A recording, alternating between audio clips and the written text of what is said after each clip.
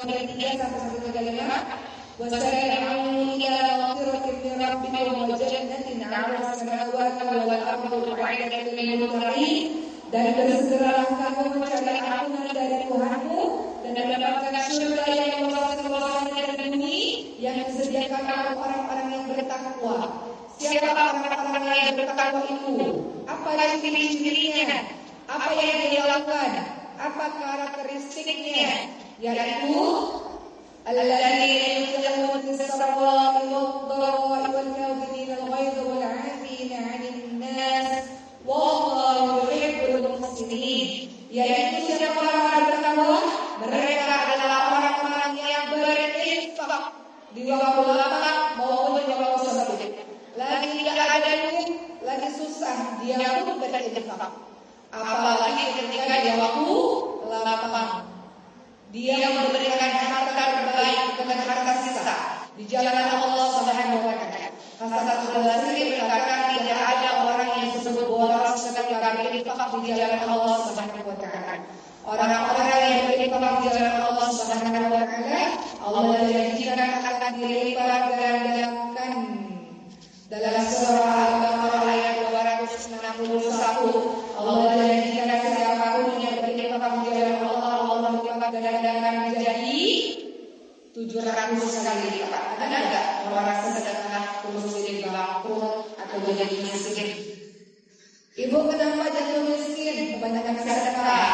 Ada enggak? Yang ada apa? Bertambah. Betul?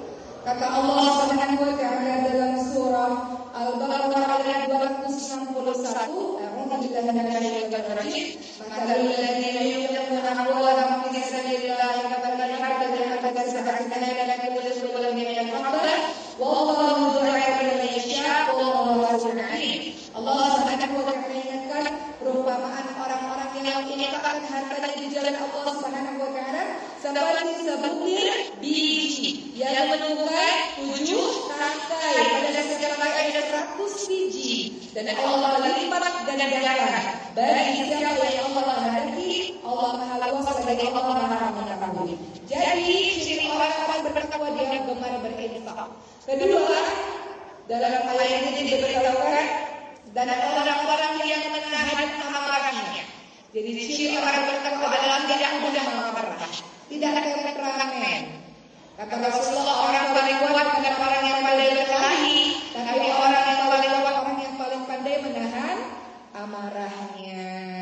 Jadi jangan cepat panas, baik di kehidupan nyata maupun di kehidupan maya. Kita ini dikit-dikit tersinggung, dikit-dikit panasan, dikit-dikit mau membalas omongan-omongan orang. Padahal nanti dalam surah Al-Baqarah 63, ciri hamba Allah yang saleh itu kalau ada orang jahil yang menyapa mereka, qalu salam. Mereka ucapkan perkataan yang baik.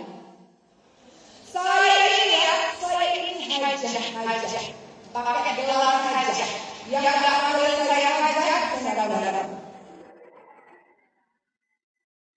Yang enggak boleh saya hajah, saya enggak mau. Ada di situ. Gelarnya hajah.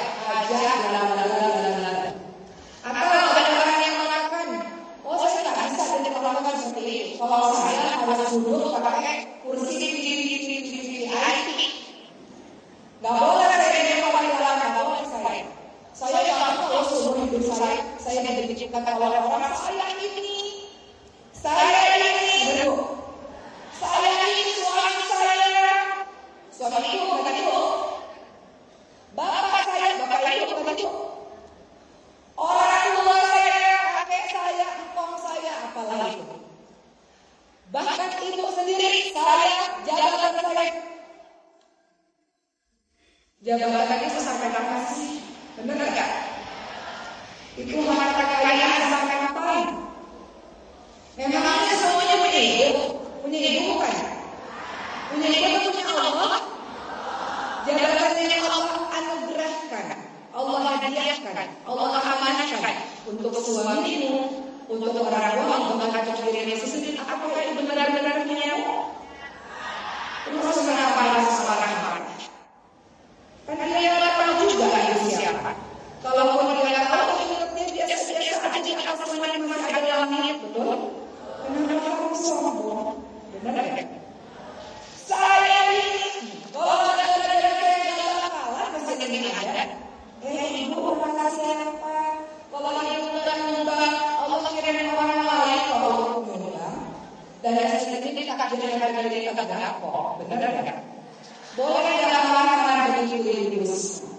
Jadi kalau di video masih rasa saya,